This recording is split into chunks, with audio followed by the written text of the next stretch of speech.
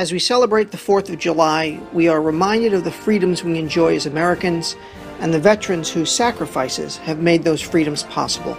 In keeping with the American Association of Nude Recreation's Thanks for the Freedom Initiative, Rock Lodge Club sat down with some of our members who have served in the armed forces and asked them to tell us their stories.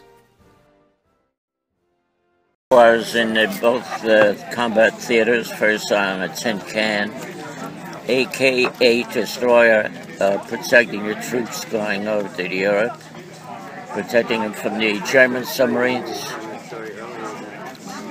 And then I was transferred to the Shangri-La aircraft carrier in the Pacific in the 3rd Fleet heading towards Japan.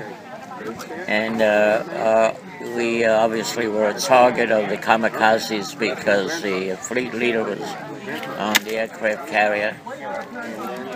And but however, they never made it. They tried, but they never made it. And then thankfully the war ended, and there were no more casualties, thank God. And then we came back to the States, and that was the end of my service. I went into the Army in 1958, right after high school, because we all had a military obligation. The draft was in effect, and there was no war going on either. When I was, after my basic training, I was sent to Fort Gordon, Georgia, the Signal Corps, and then to Fort Meade, Maryland, where we went on a training exercise in North Carolina. It was a preliminary to getting ourselves into Vietnam. This was 1959, remember. And Operation Tar Heel was a rehearsal, a military drill involving perhaps 20 or 30,000 troops.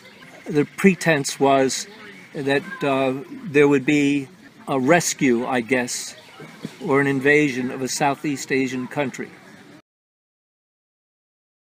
Well, it started as most guys do. I got drafted and I was at Fort Dix in New Jersey and went through basic training there, and then I wound up doing electronics at Fort Monmouth and Redstone Arsenal, and eventually wound up in Korea doing missile guidance repair for a basically an artillery outfit. They went temporary duty to Vietnam when they were still advisors there. It was before we were actively engaged there.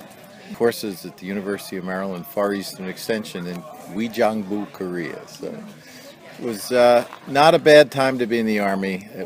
Then I met up with an old high school friend who's been a member here for about 28 years. And he said, well, right over the hill, there's this great place called the Rock Lodge Club. And so about 4 years ago, I came over to the Rock Lodge Club, and with very nice people and a real family atmosphere. So that's my story.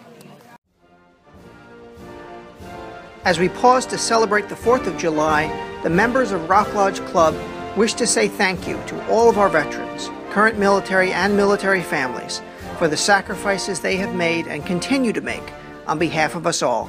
Thank you, and happy 4th of July from Rock Lodge Club.